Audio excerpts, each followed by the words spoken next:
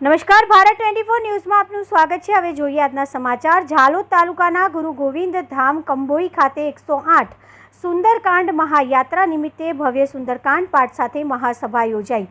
મહામંડલેશ્વર મહંત યોગી લોકેશનાથ દ્વારા બીજો સુંદરકાંડ પાઠ યોજાયો। ધારાસભ્ય મહેશ ભુરિયા સહિત મોટા પ્રમાણમાં લોકોએ સુંદરકાંડ પાઠ સાથે સંતોના આશીર્વાદ લીધા। મહામંડલેશ્વર મહંત યોગી લોકેશનાથ દ્વારા 3 પ્રદેશોમાં ભક્તિની અદ્ભુત યાત્રા યોજવામાં આવી રહેલ છે। આ યાત્રા 3 પ્રદેશોમાં જનાર છે। જેમ જ આ યાત્રા દરમિયાન 108 સુંદરકાંડ પાઠ કરવામાં આવનાર છે। 108 સુંદરકાંડ પાઠ કરી રામ સબરી મિલન સમારંભ કરી સંતો દ્વારા મહાસભા યોજવામાં આવનાર છે।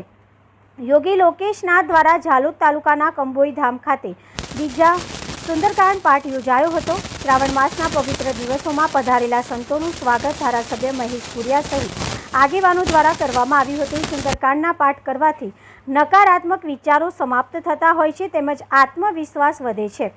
સુંદરકાંડના પાઠ કરવાથી તેમજ સાંભળવાથી વ્યક્તિને જીવનમાં સફળતા જરૂર મળે છે। તુલસીદાસના રામચરિત માનસમાં કુલ 7 અધ્યાયો છે, તેમાંથી સૌથી મહત્વનો અધ્યાય સુંદરકાંડ પાઠ માનવામાં આવે છે।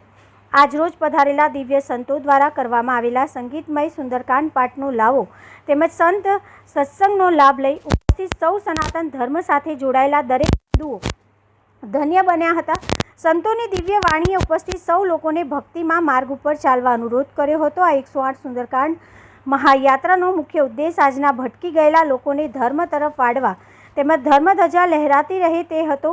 ઉપસ્થિત સૌ સંતોના મુખ્ય ભવ્ય સુંદરકાંડના પાઠ દિવ્ય વાણીનો લાભ તેમજ સંતોના આશીર્વાદ લઈ ઉપસ્થિત સૌ લોકો ધન્યતા અનુભવ કરતા હતા। તાલુકા રિપોર્ટ પંકજભાઈ પંડ્યા।